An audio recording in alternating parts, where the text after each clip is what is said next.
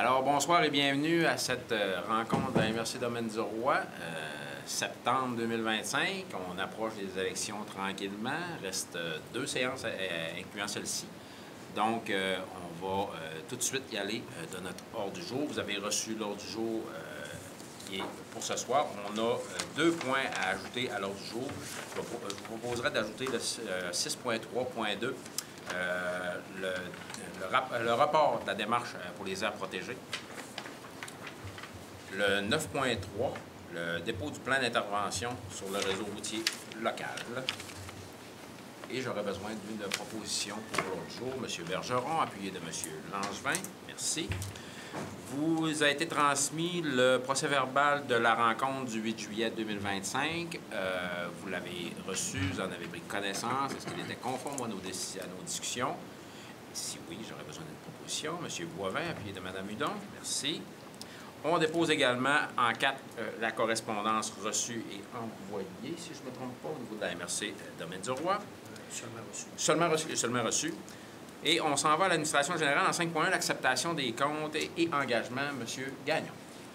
Oui, donc vous avez reçu la liste des comptes à payer qui totalise pour le fonds MRC 7 541,99 ainsi que le rapport des dépenses engagées en vertu du règlement de délégation, le règlement 310-2023, qui totalise pour le fonds MRC 58 016,15 $, fonds TNO 15 216,71 $, fonds villégiature 2011,49 $, ainsi que le fonds TPI 1070,67 pour un grand total de 76 315,2 $. Questions? Commentaires? Propositions? M. Gibbons, appuyé de M. Bouchard. Merci. On se transporte à 5.2, concordance relativement à un emprunt par billet au montant de 200 200 $ qui sera réalisé le 15 octobre 2025. M. Gagnon, toujours. Oui, en fait, c'est pour renouveler, là, pour une période de 5 ans, une partie du règlement 203-2009 pour notre participation dans le projet de Val-Jalbert. C'est d'un montant de 200 200 $. Donc, c'est une résolution là, afin d'assurer la concordance relativement à l'emprunt par billet qui va être réalisé le 15 octobre 2025. M. Laprise en fait la proposition, appuyé de M. Chiasson. Merci. On va en aménagement du territoire en 6.1.1, approbation de la résolution 2025-179, municipalité de Saint-Prime. M. Bouchard. Oui, donc on a reçu le 28 août dernier de la municipalité de Saint-Prime la résolution 2025-179. Donc ça vise à autoriser là, un projet particulier de construction, de modification, d'occupation d'un immeuble pour un emplacement là, qui est au 110 rue principale. Donc, ça vise là, à permettre la reconstruction d'un bâtiment accessoire de 7,31 m de largeur par 10,36 m de profondeur. Donc, comme c'est prévu là, à la procédure, vous pourriez approuver là, la résolution transmise par la municipalité. Question? Proposition Mme Lourde, appuyée de Mme Hudon. Merci. Je vous proposerai d'adopter le 6.1.2, 6.1.3 et le 6.1.4 en un bloc, M. Bouchard, au niveau de la ville de Saint-Félicien. Oui, donc la ville de Saint-Félicien nous a transmis en mars dernier 3 projets de règlement. En fait, 3 règlements là, en version finale.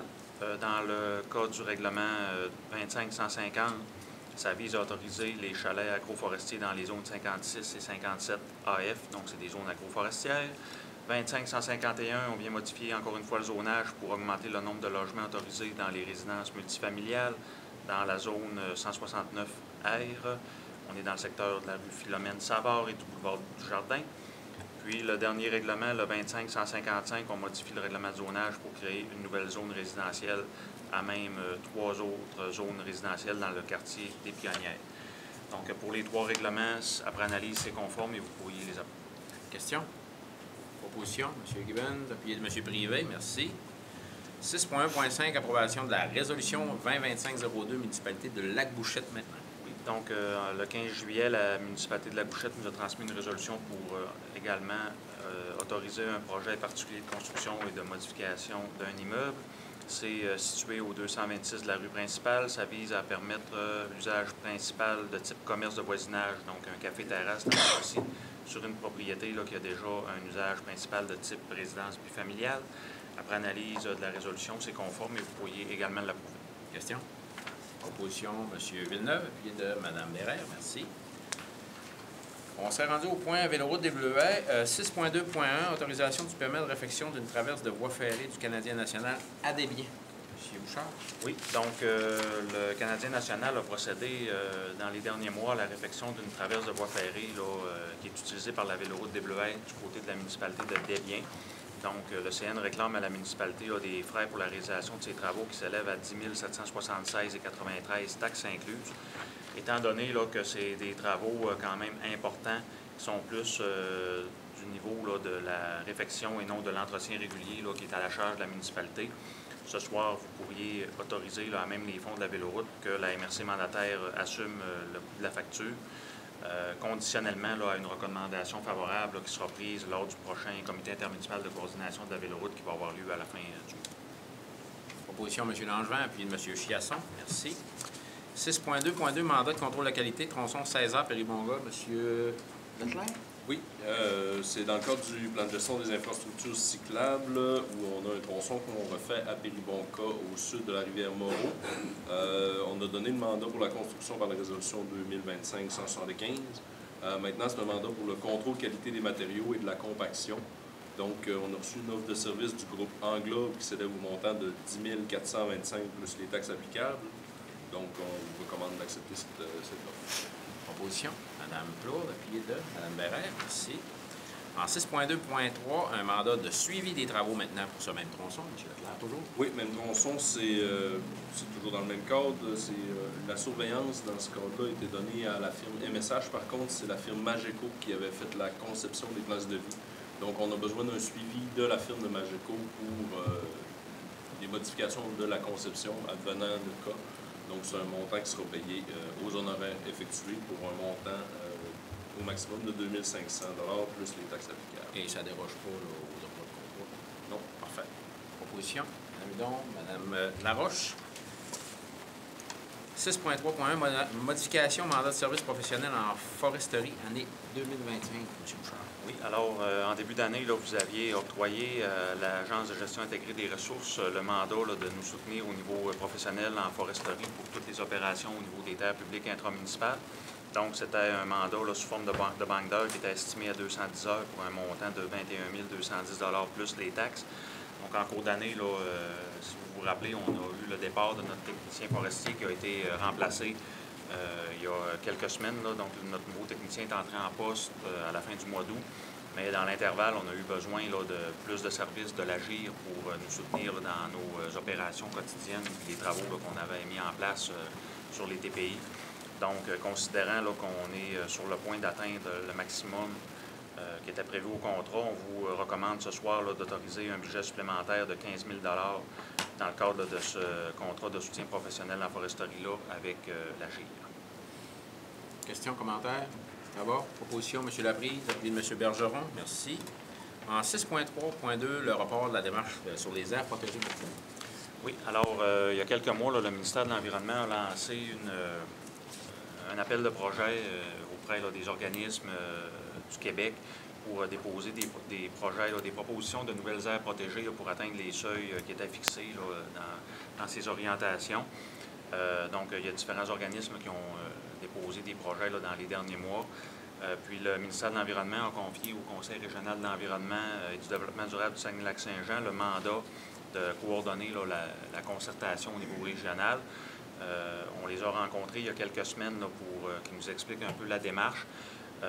Toutefois, considérant les élections prochaines au niveau municipal, on vous recommande ce soir de demander autant au ministère de l'Environnement qu'au CREDD de reporter le début des activités de concertation à la suite des élections municipales pour laisser le temps que les nouveaux élus soient en place et puis soient informés de cette démarche-là correctement.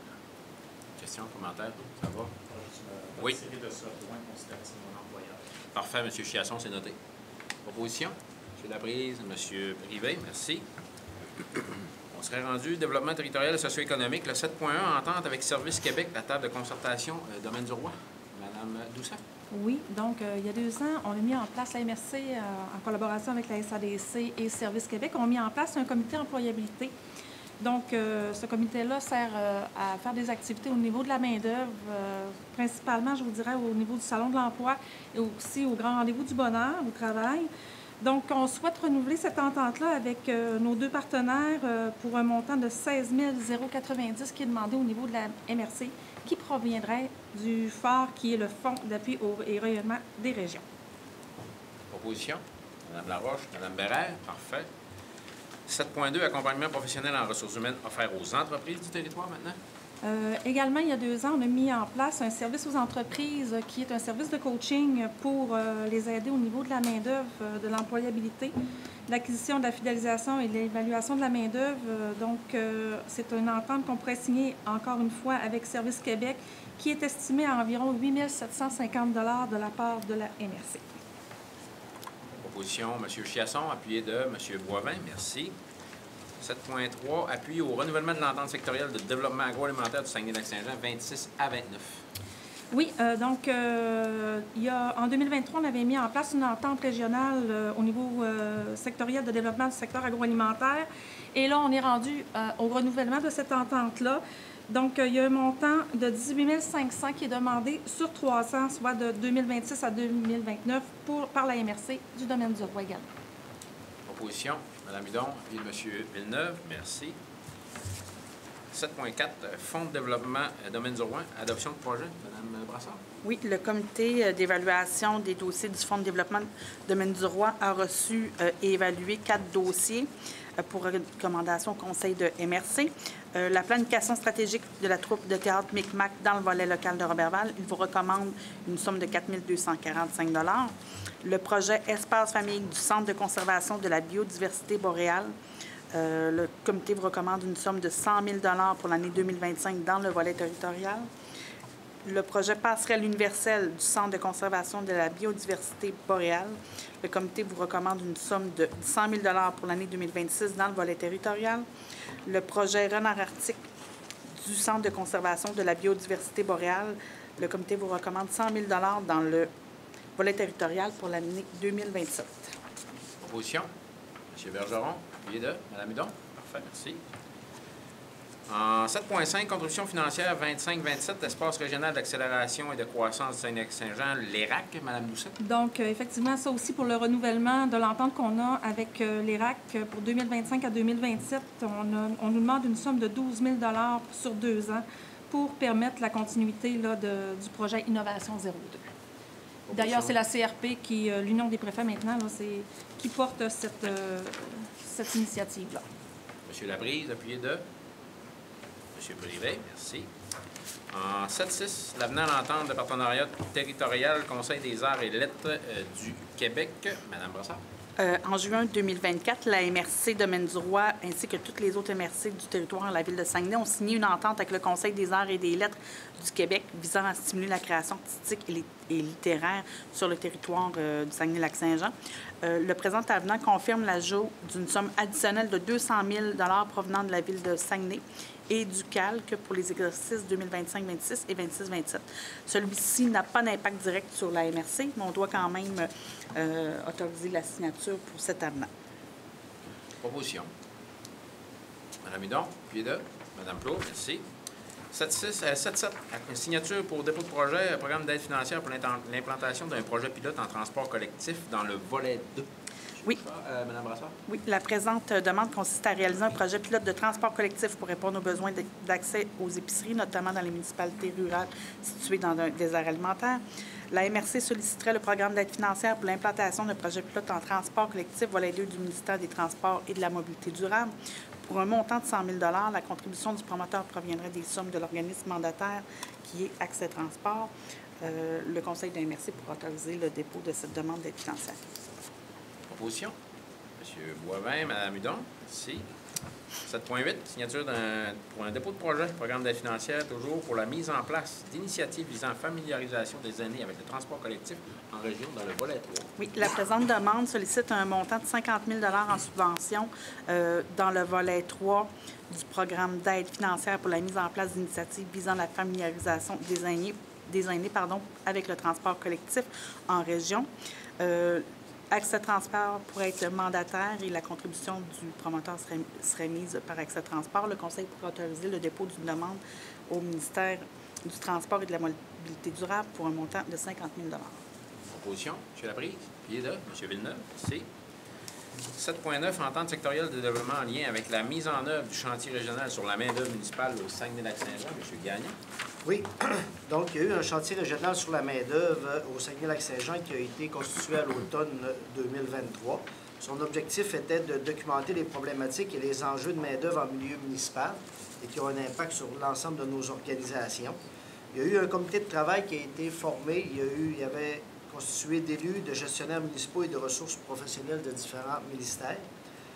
Donc, ils ont dressé là, le portrait de la main-d'œuvre municipale en région et ils ont dressé là, un plan d'action en réponse aux enjeux identifiés dans le cadre de leurs travaux.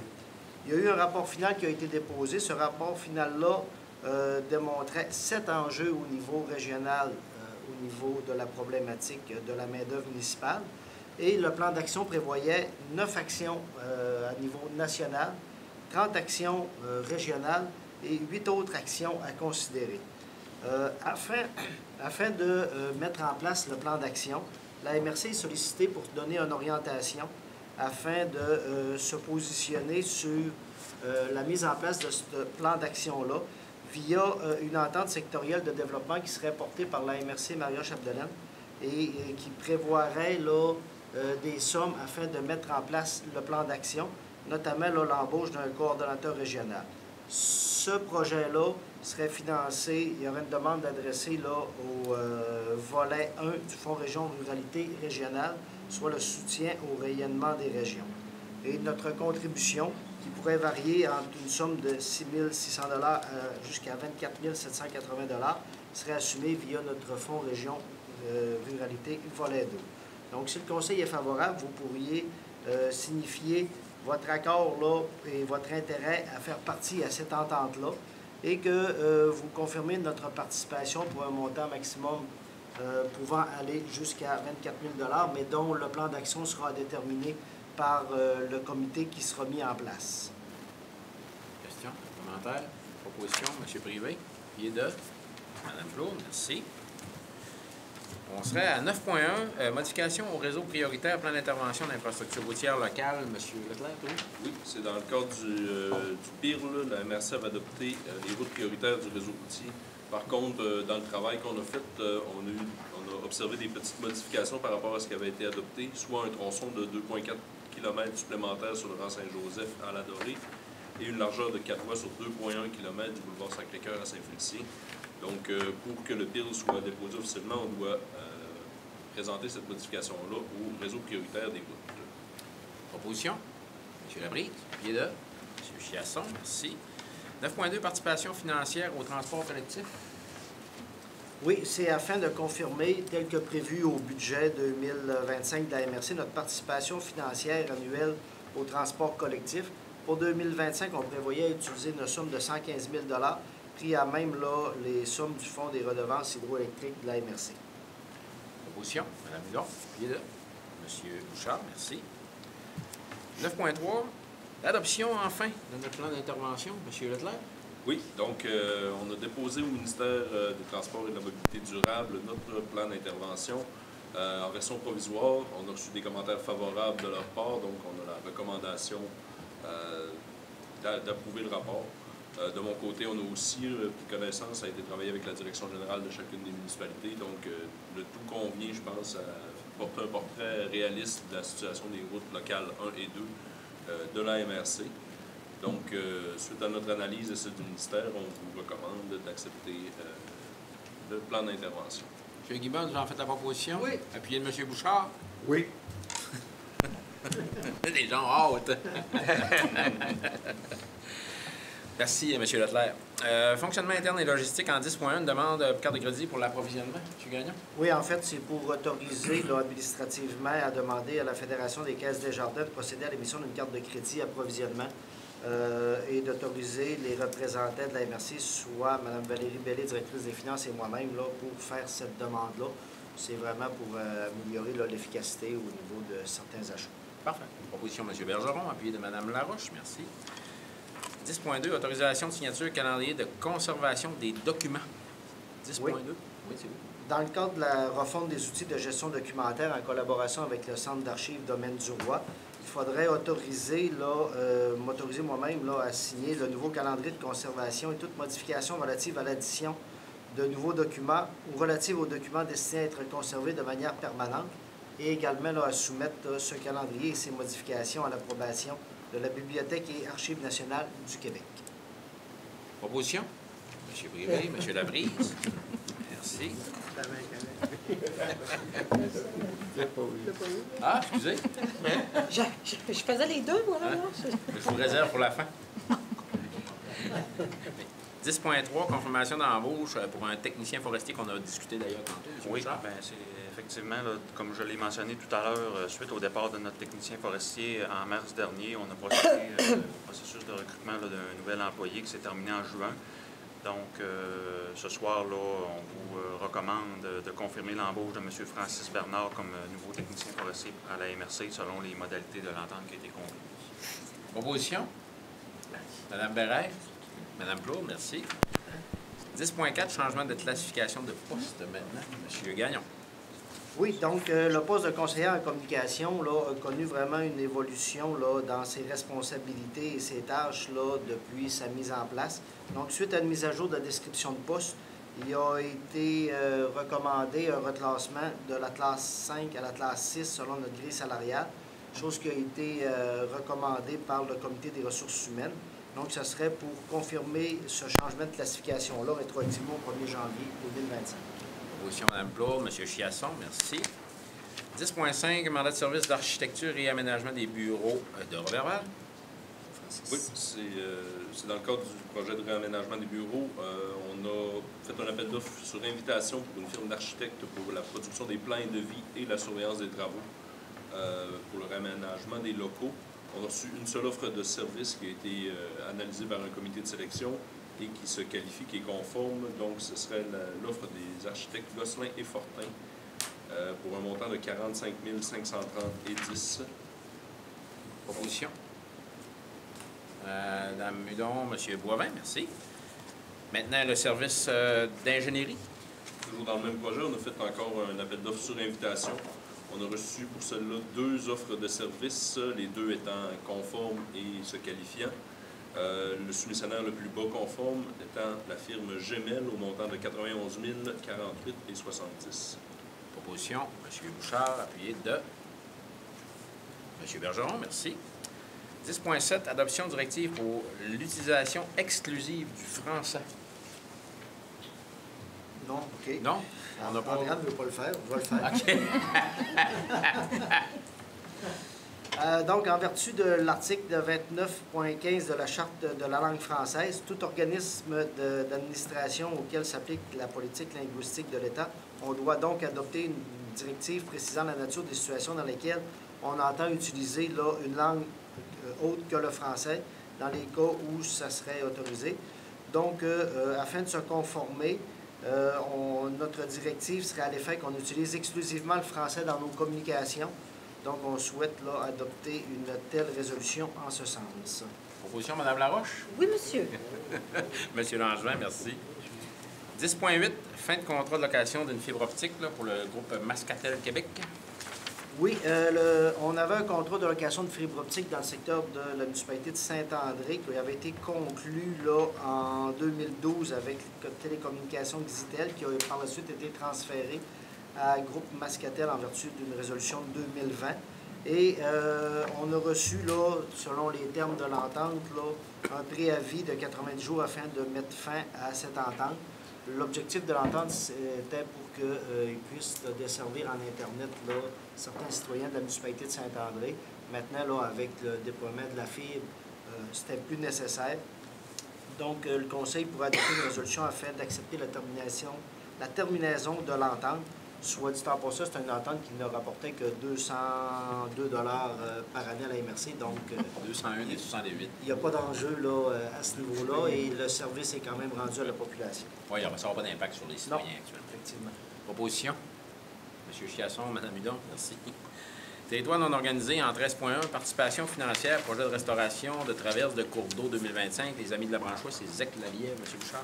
Oui, donc la MRC a été sollicitée là, par les deux organisations en question là, qui ont eu des projets qui ont été retenus par le ministère des Ressources naturelles et des Forêts dans le cadre là, du programme de restauration des traverses de cours d'eau. Donc, autant la Zec Lallièvre que les Amis de la Branche-Ouest là, nous demandent d'assumer la contribution du promoteur qui correspond à 10 des coûts du projet. Donc, ce soir, vous pourriez octroyer une contribution financière de 3 052 incluant les taxes à la Zec Lallièvre et un montant de 4 475 plus les taxes aux Amis de la Branche-Ouest. Proposition, M. Villeneuve, Mme Plourde, merci.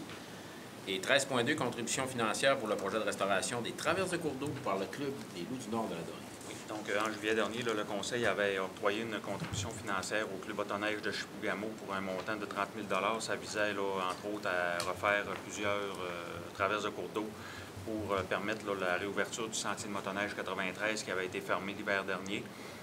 Dans le même dossier, le Club Les Loups du Nord de la Dorée nous a déposé une demande pour une aide financière de 20 000 pour refaire une traverse supplémentaire là, qui vient s'ajouter à celle que le Club de Chibougamau veut refaire.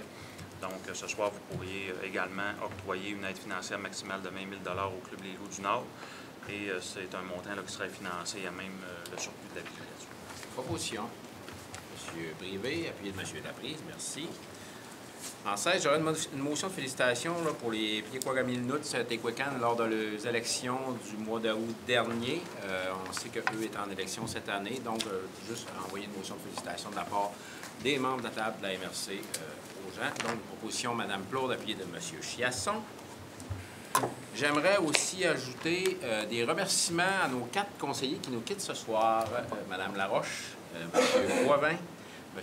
Langevin ainsi que M. Bouchard, qui ne seront pas des nôtres lors de la dernière séance qui aura lieu au mois d'octobre prochain, étant donné la période électorale. Donc, j'aimerais vous remercier de votre participation au débat, votre bonne entente qu'on a eue à la table, le plaisir qu'on a eu à travailler avec vous. Je tenais à vous remercier publiquement des efforts que vous avez mis et de votre participation très appréciée au niveau de la table de la MRC. Donc, merci. Ce fut un plaisir.